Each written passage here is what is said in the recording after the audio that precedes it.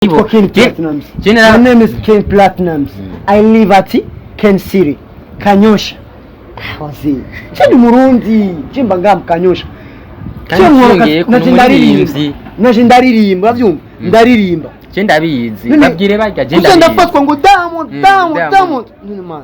Ndaheranye. Turaza kuyiba. Abantu bose bamwe banegera. Ubu urabona nk'ubu. Urabona ngako ndi ku kazi. Inge ninasohoka. Inge ninasohoka. Warabonye ivyambaye ko? Narabibonye. Warabibonye wewe? Narabibonye. Wati kwa cyune from gira tikeni ndakubonye abantu bari bazwi.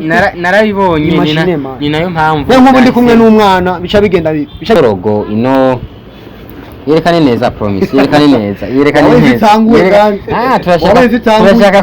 turashaka kumenya iki kintu washizeko wagomvye gusigura iki wagishizeko kubera iki wipfuza iki. Okay, iyi ni tatouage. Kandi sindi uwa mbere ufite tatouage. Ni benshi kira muntu turabona tatouage za Harmonize hari ibintu hariko nimenga ni foto ya Diamond. Hari ibintu vyinshi. Nishasikia unapotaka kufika wewe. Sio. Mwanangu unaanza zingua tena. Mimi sijamuiga Diamond bro. Nataka kujua sasa kwa nini uliweka. Mimi tattoo nimeweka kwa sababu si kawaida na wengine wanaweka. Naamka asubuhi sijui nitakula nini, ni balatu mtaani majirani wanioni, kulia kusito kwangu sina kitu mfukoni, mimi nabaki tu kivyangu kwa watu sionekane. Rap naitokeni naishi Ken City, nashanga kuna wengi wanataka zangu siri. Maisha yangu yapo down ila nataka ni fight mpaka wengi wajidai. Okay, mambo yako mengi na mimi nimepanga mengi, mmekaa kwenu na mimi nimekaa pengi. Cheki tena maana wengi wao ni wabishi, ndio maana naishi kisela staki marafiki. What? This is Ken Platinumz. It's not Diamond Platinumz. It's me Ken Platinumz. Iki kigani yo uzomanze wicari uri kurakora interview ugomba kuyipost uzotanguze nationale y'u Burundi maze vuga ako niko nkeneye gusa kugira bajya baguma bahakana Burundi babone yuko retwe tuguma tubuduza paraporo yakobo ababuhakana ari bake paraporo yabakeneye ko bari benshi big up sana papa na thanks you so much. Mbega wewe nka wewe ugerageje kuraba umuziki wawe nk'nyuma y'imyaka dufate nk'itatu ubona ko uzobugeze kuri uhe rwego, uzobona ko n'icyo kintu uzoba wavuye ko uzobugeze nyuma y'iyo myaka itatu. Ikintu cyose ni Imana natwe tuvyifashije kubw'Imana muri iyo myaka itatu. Jenzo wantumwa Burayi za USA, Dubai nkuko tubibona abandi babikora nkuko tubibona abandi Jenzo banicarana aba Diamond mu ngereranya rero bambaza ati mbe Ken Platinumz tukore gute muri show ya America ibintu nk'ivyo munachangia idea Uburundi bubwati habaye competition nko nk'ibura yo kuririmba ati mu Burundi tukene Ken Platinumz aserukira Uburundi bivi bana nisariye basi huyu ndo Ken Platinumz hapa man wabona tuongee kwanza kidogo niliona kwanza zima muziki wala muziki niliona yote.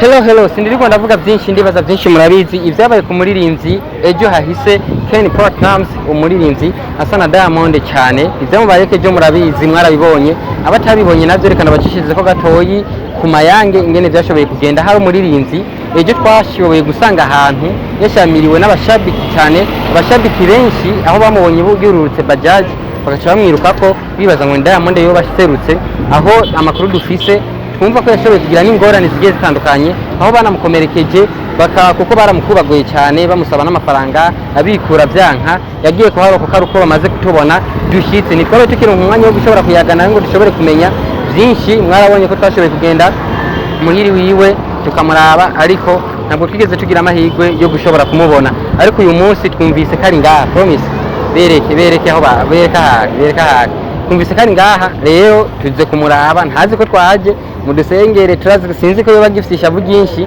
ntituzi ngene bimeze turaje kumuraba kugira dushobore kumubaza tumenye n'ukuntu amerewe. Turi mu Kanyosha niho twihagarariye mutugume hafi. Ni Sten promoter on the mic, behind the camera ni Promise cameraman. Njoo pole pole.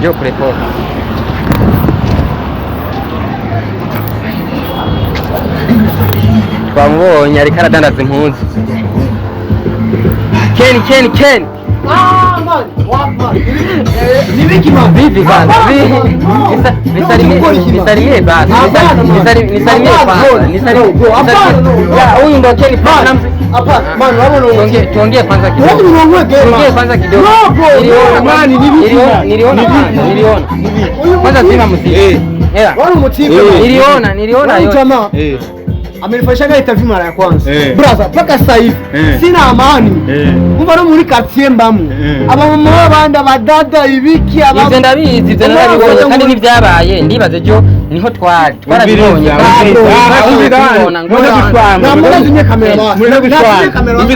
Cameraman. Ndira gatoya. Umviriza. Muri gushwana. Mwanze mumvikane bazi. Sugushwana. Mumvikane. Erega nubundi nziye kugira kuneza yiwiwe. Kuneza yiwiwe kuko naho yombuza urumva ni bya bindi nyene imishwamirano izoguma yahabaye ikidano ndego carabaye twaragikoze mugabo rero ivyamubaye kejo narabibonye kandi nawe nibaza nyimbo dukurikirana barashoboye kubibona kuko bisa n'ababipostinze rero twuje kugira dushobore kubwira abakunzi basanzwe badukurikirana kuko bamufata nka Diamond bamufata nk'ikindi kintu urumva ashobore kubasigurira nyene icyari cyo bashobore kumutahura kuko ivyabaye byose ndibaza amakosa nk'itwebwe no ivyo bintu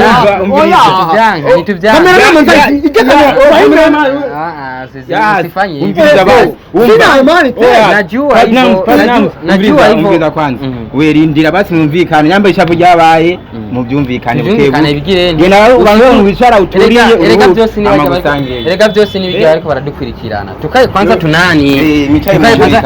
kwanza tunani tuongee kare kanani tukaye kwanza tuongee wewe nakuona upo sasa sehemu ya via Siliba muhira. Najua hivyo. Siliba muhira bro. Pole sana. Service toki nyumbani unajua. Pole sana kwa. Hapana sio fresh. Pole sana.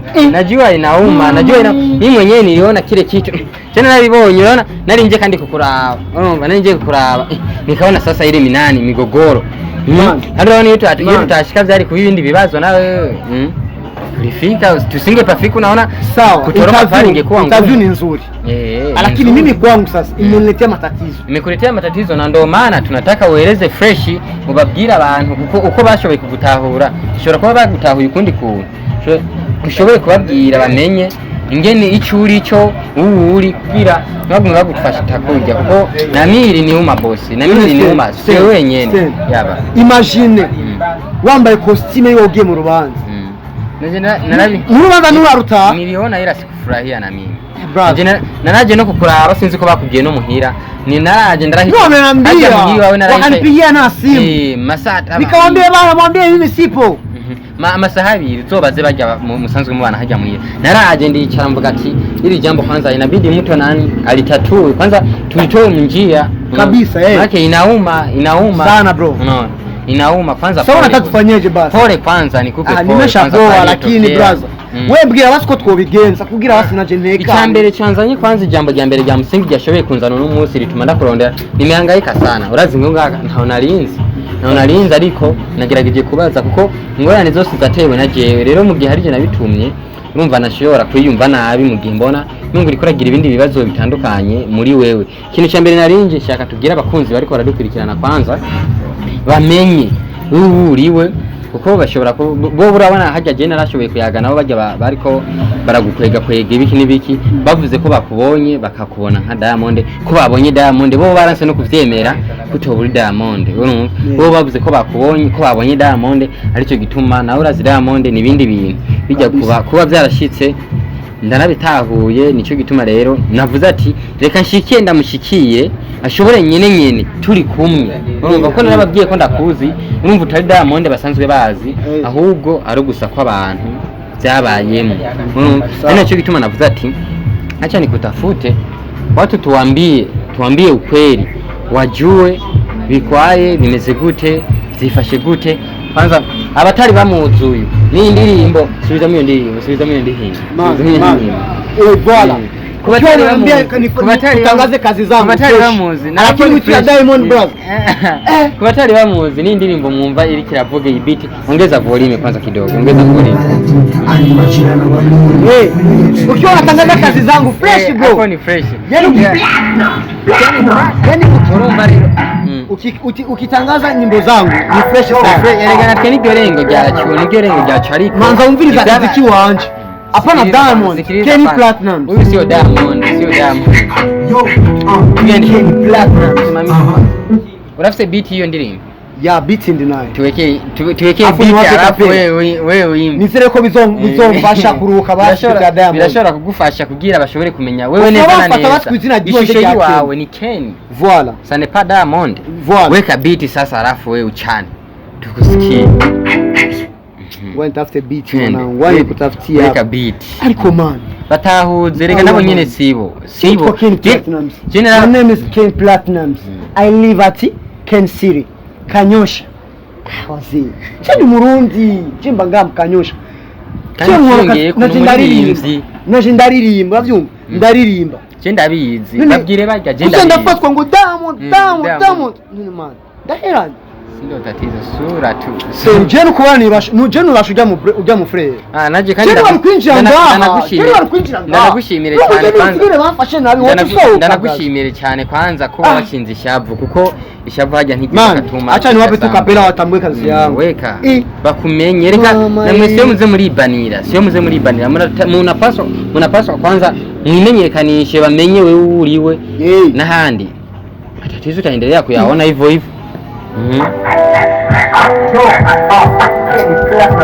na ibiti kwa wapi? Weka beat.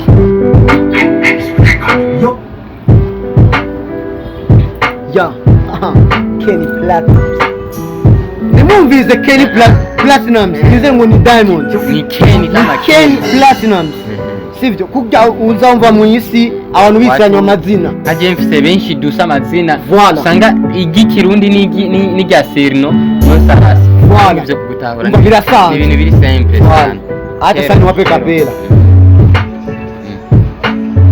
azina gusa none ukagira ni ryambere bumvise umuntu yitwa yoba yita Diamond canke yoba yitwa Ken canke yoba yita Platinumz uvoye bapo bengi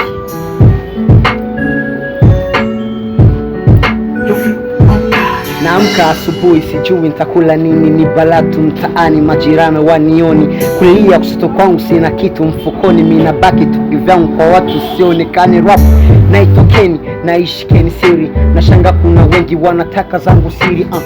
Maisha yangu yapo down, ila nataka ni fight mpaka wengi wajidai. Okay, mambo yako mengi na mimi nimepanga mengi, mmekaa kwenu na mimi nimekaa pengi. Cheki tena maana wengi wao ni wabishi, ndio maana naishi kisela, staki marafiki. What? This is Ken Platinumz. It's not Diamond Platinumz. It's Ken Platinumz. Kabisa. Hata uzime nani tushakusikia. Ndibaza mwamaze kumutahura, ndibaza mwamaze kumwumva uwariwe ni umuririmbyi w'umurundi, murumva nuko yivugira ikirundi. Gusa rero baribaza kubera ko ukunze kuririmba ugakoresha igiswahili cyinshi. Mu ndirimbo zawe zomaze kumviriza, izomaze kumva, ata ndirimbo nimwe itari mu giswahili. Ego. Urabona iyo turiko twakoresha igiswahili, igiswahili ni indimi ikora mu bihugu byinshi cyane. Byinshi cyane kabisa. Umva ni international na cyane muri Afrika. Cyane muri Afrika. Umva ikirundi ndagishiramo ko yanyene ngumane ka karanga kiwacu ku Burundi. Ako nkaca nshaka yuko n'abanyamahanga bumva message yiwacu. Uravyumva? Ico nashatse kuvuga. Kuko tuvuga ikirundi si wose botahura. Rero ivyo bintu birashobora kuba bituma benshi bama bagufata nka Diamond, kuko ni indirimbo yawe ngerageje kuyumva, abatarayumva genda kuri Ken Platinumz ni YouTube channel yiwe, wandike my life ushobora kuza kuyumva. Hari ukuntu sindibuka neza iyo ndirimbo gusa Diamond yaririmbye, mu gihe style waririmbyeemo hariho style nigeze kumva Diamond umenga yarigeze kuba agenda muri iyo style. Rero benshi barashobora kuca bayifata uko bakumva beat, bakumva indirimbo ingene wayitwaye, bakumva n'igiswahili kiba kirimo ingene wakiririmbye, kuko nta muntu uri kuravuga igiswahili. Mimi nilizaliwa Tanzania, niliishi Tanzania, hilo nanipiga chini. Unaona? Uri kuravuga igiswahili hari ukuntu kabisa n'umuntu avuga ati uyu si umurundi, bigatuma bashobora kuba inspire na rya zina na yasura bakubona ko urumva n'ijwi bakubona ko kira kintu akaca bavuga uyu ni Mutanzania labda ni yeye ni Mondi duhora twumva bikasha usanga bije muri izo nzira urumva rero murashobora kugerageza namwe muri ko muraririmba cyangwa muri ko murapanga ibikorwa byanyu se muramenya mucenjinge muhindure basi na forme y'ikintu kanaka muri ko murakora kugira habe impinduka. Rero n'indi ndirimbo yawe nigeze kumva urumva hari ukuntu nyene uri kuraririmba sinzi barashobora kuvuga ati ikintu kirashobora kuba gisa n'ikindi basanga n'ivyo gikora umuhungu ari umuhungu jende umuhungu nawe uri umuhungu hari ibikorwa usanga kenshi duhuriyeko. Rero muranda cyumva uko mugani wahora bakunda kuvuga uko rero birashobora gushika rero nawe kuba usana Diamond ugasanga hari ikintu kibarimwo mwese nkuko mwasanze mufite ingabira nimwe yo kuririmba kisanga rero n'icyo kintu kibarimwo mwese ukuntu mushobora gupanga akazi kanyu ugasanga mugapanga kumwe. Ariko turashaka kumenya muri wewe iyo uri kurategura indirimbo iyo uri kurategura akazi kawe niyaho ingingo ya mbere ushobora kuyisunga imbere yuko ushobora kuja muri studio. Ikintu cyambere wisunga mu gutegura indirimbo ikintu cyambere yuko jewe ndiko nda prepare indirimbo yiwanje nuko ndandika nize yuko izombera benefice mu buzima bwiwanje nuko ndayikora sindayikora ku bwa kanaka uyandika uravye ikibasi mu kwandika indirimbo yiwawe benshi turazi ko bashobora kuba bibaza muri ibi canke biriya wewe mu ruhande rwiwawe iyo uvuze ati ngira nandika indirimbo wibaza cyane cyane ku kintu cyane cyambere ndaba ndiko ndandika indirimbo ndaraba kwanza imibereho tubayemwo nkaraba ibidukikije nka ibintu vyama bitubaho umva nk'iyo ndirimbo my life is not your life so nashatse kuvuga yuko ubuzima bw'iwanje atari ubwiwawe babantu usanga ashaka gufosa ubuzima bw'iwanje bube nkagwiwe bitakunda Imana nayo yadutandukanirije yuko ubuzima bw'iwanje wewe ni wewe yeye ni yeye yeah my life is not your life so mvuye ndiko ndandika indirimbo ndagerageza yuko nkatanga message yumvikana n'umuntu ariko arumviza indirimbo amenya ati umuntu yaririmbye ashatse gushika kuri iki yeah sinandika ikintu urabona ngo naririmbye urukundo simbiye mu buzima simbiye mu saku simbiye mu biki braza naravuze ati naho tutazi byinshi ivyo tuzi turabizi kandi tuzobandanya dukora kugira tumenye byinshi tutari tuzi. Umwe mu baririmbyi novuga bariko barakora kandi bariko barakora cyane kandi neza ushobora kuvuga ati hongera sana kuri ico kintu. Ariko rero tugerageje kukuraba urumva je nagusuzumye umubiri wose nagusuzumye hose hari ibintu byinshi ndiko ndakubona ko bigiye bitangaje ndiko ndatangarira ndashaka kumenya insiguro yavyo inorogo ino yerekane neza promise yerekane neza turashaka kumenya iki kintu washizeko wagumvye gusigura iki wagishizeko kubera iki wipfuza iki. Okay iyi ni tatouage kandi sindi uwa mbere ufite tatouage ni benshi kira muntu turabona tatouage za Harmonize hari ibintu hariko nimengani foto ya Diamond hari ibintu byinshi nishasikia unapotaka Afrika wewe sio mwanangu unaanza zingua tena mimi sijamuiga Diamond bro nataka kujua sasa kwa nini uliweka mimi tattoo nimeweka kwa sababu si kawaida na wengine wanaweka wanaweka wewe washize ushaka gusigura iki ushaka gusiguza iki okay, ibiri muri yo tattoo zoba binyegeje nkibanga giwawe amanze ndayibike kuko wewe ndabona wewe ni hatari okay je tatouage nami ndayikunda kuva nkiri umwana ku buryo narabona abazungu bafite tatouage nkumva ndabikunze cyane ariko naje ndavuga ati one day tatouage nzoyishirako ariko bivaye na uko imyaka igendera hita tubona ibintu bigezweho ujya kuraba ikintu kigezweho ukagigira ko bituma bakubona kuri mu mwanya je nace mvuga ati kuri jewe reka ndabe esinye ya tatouage no bankunze ariko rero ncafite iyi tribale benshi biyumviye ko umengo namigenya Platinumz Diamond Chesi ni Diamond. Kana nyana afite nkiyo nye. Je nabonye umenga afite nkisinzi. Je Diamond tatouage yewe sindayizi vraiment. Nayitaho nayitwara. Je yiwanje ni vraiment uyibonye wese ayibone ushaka kubita kopa kubite kopi. Me ya Diamond je sindayizi. Wewe wayishize ko rero nk'ikibutso nyabaki kuko benshi arashobora gushira kinzoka kugira bite snake. Urumva bagashira kintambwe kugira babone kari ibikoko batinyitse. Wiyo wayishize ko kugira babone kuri iki. Urabona iyi tattoo no yita imicungararo. Uburere. Mwijya mizunguruko ducamo mwisi. sinzi ko uyimuritse neza wariho uyibona bien gishutinge fresh itore umva neza ni imicungara umengo harimo ama country ndabona ibintu makota ibiki sio kama unanielewa bro naviona fresh nimetaka kumaanisha kwa sababu sisi hapa maisha tuyatafuti sehemu moja utazunguka nende Kamenge nirudi Kensiri nende Sujuma Buterere sijui nende Makinanira yani maisha kama ukibaki sehemu moja brother ufanikiwe na watu wakubwa wakurugenzi wanakuambia eti mguu umetoka umebarikiwa ndio hivi nimetaka kumaanisha tatu yangu yani kama ukati zero urudi maisha yaendi hayapo turabandanya no hepfo birabandanya no hepfo ibi navyo hari kinyenyeri turabona ku kwezi turabona kama jambo uri Muislamu cyane mu mizima tusigurire rero turabona n'amajambo ntituzi kubisoma ariko turazi ko hari ikintu cyanditse muri ibi bintu washatse wanditse ko gute aya mafabe ni cyarabu muri make nka twuba mizima mu yacu twibanda mu cyarabu tukavuga Quran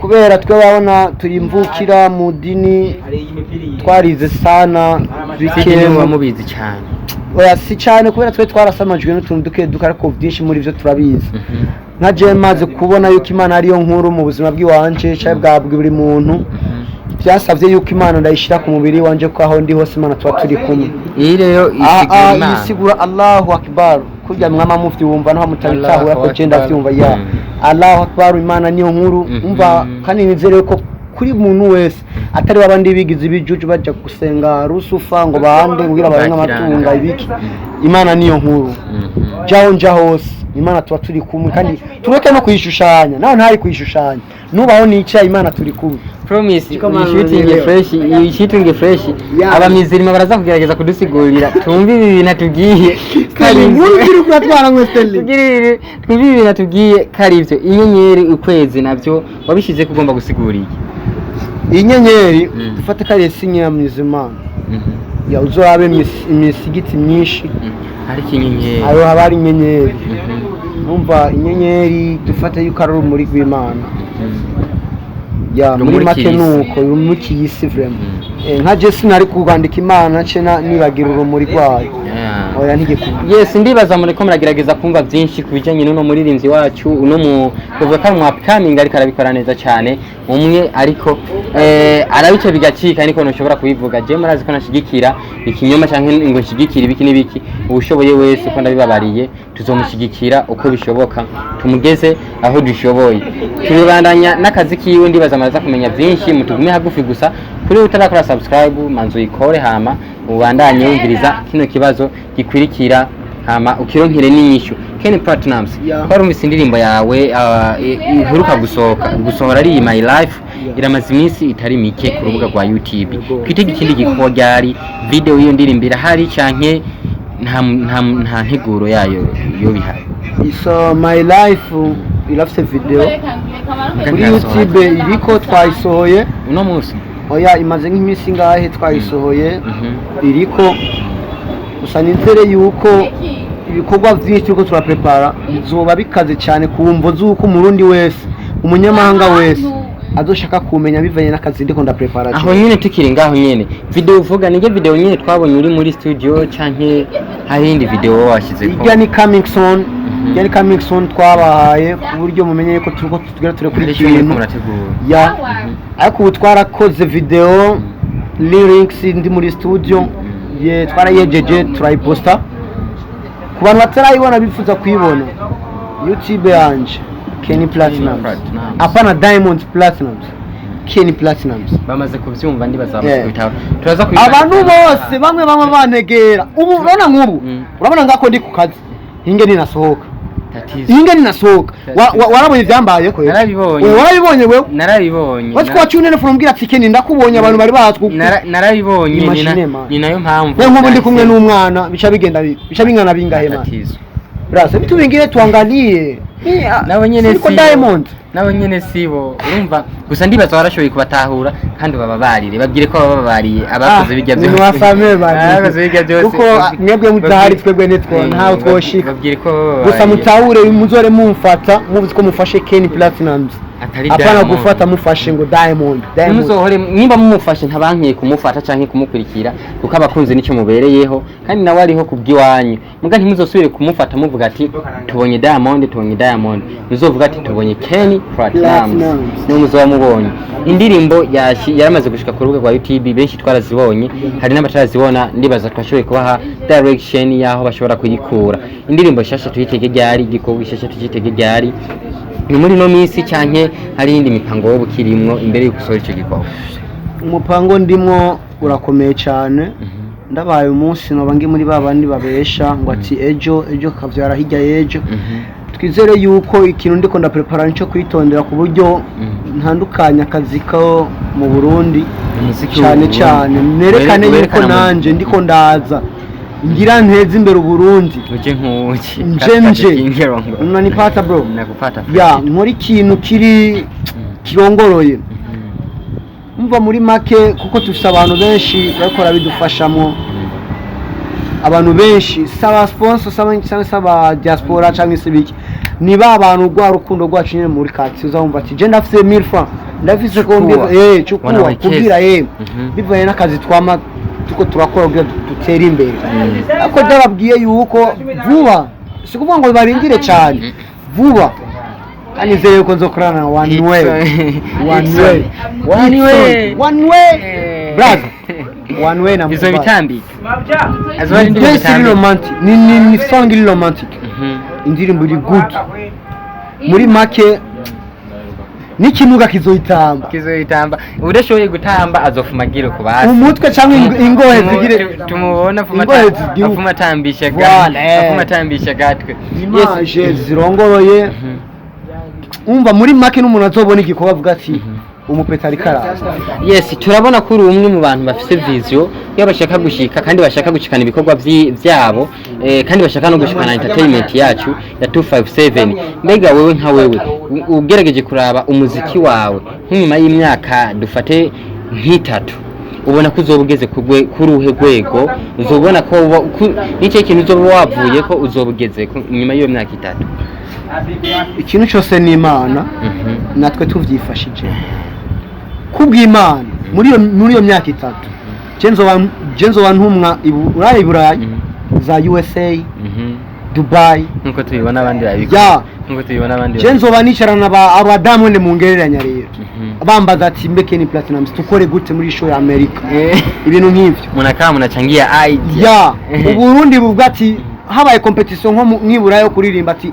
mu Burundi tukene Ken Platinumz aserukira Burundi turiko turabona bimwe aho bamwe bavyita amabase y'abaririmbyi bakuru banyu bo bariko barakora turavuga nko kuri Satbi aho igihe aheruka kuva muri Tanzania yashoboye kwandika ku mbuga ziwe ibintu benshi bitabaryoheye bitashoboye kwashimisha nk'umuririmbyi akomeye nka Satbi aho yashoboye kwandika avuga ati arafunzwe kandi atafunzwe na gusa ashobore kuvugwa mu bantu w'ikintu nka kijya nka wewe nk'umuririmbyi ufite vision yaho ushaka gushika kandi ushaka gushikana ku muziki w'u Burundi kijya kintu ukivuga kwiki Satbi urabona kandi turasikara wiwacu turamwemera kandi umusani wari wese abe underground abe umuntu ari hejuru bose turabemera kuko ntawuze ejo bakora neza cyane akore kiya kintu Satbi yakoze man umuntu wese afise amahitamo yiwe ni nkuko jeno jamanga nkaca mvuga ati cy'u Burundi nabwaho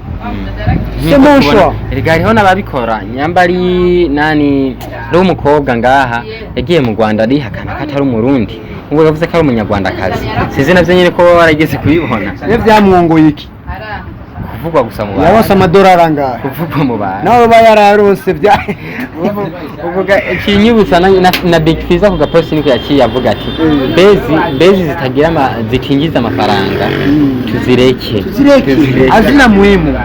azina muhimu ishimira igihugu ciwawe kuko kujya wewe ubona yuko abandi barateye imbere ahubwo nawe girisha kubwira uzotera imbere kubasumba bazokwame bikirira nawe ko nabo karabarundi bakuru bacu tuvuga ba legend bacu turavuga nko kuri Big Fizza aho muri no mwanya tuvugana ari mu gihugu cyo hanze aho ejo hahise yashoboye gukora show muri Bruxelles ivyo ari karakora wewe nka wewe nk'umuririmbyi ariko araza nk'umuririmbyi Big Fizzo muri Bruxelles ivyo ariko arakora wewe nkawe uvyakira gute kuko hariho abenshi bariko baravuga ati abaririmbyi b'abarundi mu gihe tuba turose opportunity zo kuja gukora hanze turaba abandi baririmbyi tuba dufise ngaha nkuko twabibonye muri Nigeria bakunze kuba babikora umwe arose show yo mu kindi gihugu ashobora gutora umuririmbyi umwe canke babiri bo mu ico gihugu nyene akavuga ati tujane kugira baba baririmbyi batashoboye gutumwako bashobore kugira brand yabo nabo bashobora kuba birihira itike mugabo bashobore gushika hiyo nabo nyene bashobore kugaragaza ingabirano yabo we kujya kintu kubona bashobora kugenda bakagenda bonyene bakagira ntibonyene kigenda cyo kivuga ku iki nkawe nk'umuririmbyi yifuza iterambere ku Burundi. Ego je ndabishima kuko ngiyo ubuze umuntu agusunika urimandagaza urimandagaza kugira urabe ko ushika ahantu simaka ngo ukira umuntu wese wazo barabifata migongo kugira dushike ahantu gusa bivugwa n'abarundi n'abaririmbyi b'abarundi kandi ego ni twebwe nyene arega burya ngo umuntu atuma wewe ugira ingorane si wakure shoko ari wewe nyene urwango ishigano ngavuga ati cyo yakabo none nagakora ishigano sishaka kazoshika hari abyumva niyo mpamvu renda kubwira ati nka twebwe ushoboye kwishoboza kuvuga ati ndashoboye gukora ikintu kugira nzoshike hajya ahantu gikore sivyo niturindire ngo kana kasuniki namba yabishimye voilà c'est bon azonterwa anshikane haha ako bidakwiye naje nkabana ko fite jamwaye nzobikora kugira nshike ahantu so fariazi ni mureka kora ivyo ariko arakora ni wazi ivyo ariko arakora siwezi kumuingilia maisha bro afise ivyumviro vyo naje mfise ivy'iwanje ko yatanguye n'akazi kera ya kandi ni mutama turamwubaha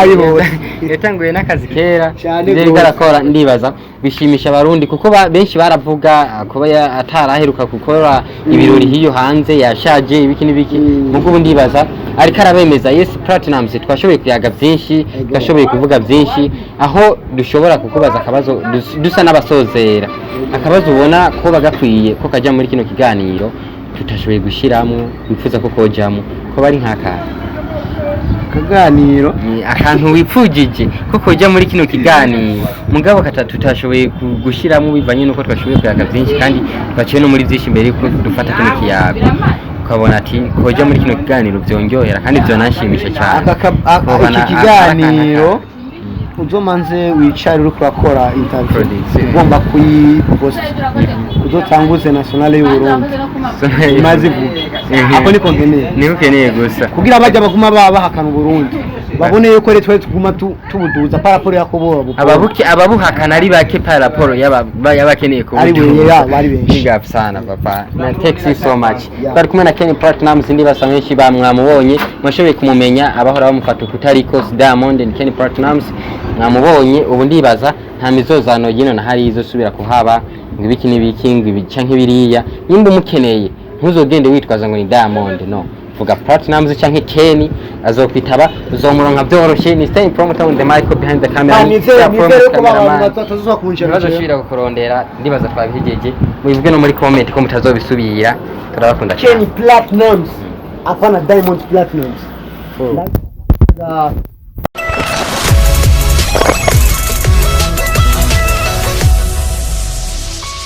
You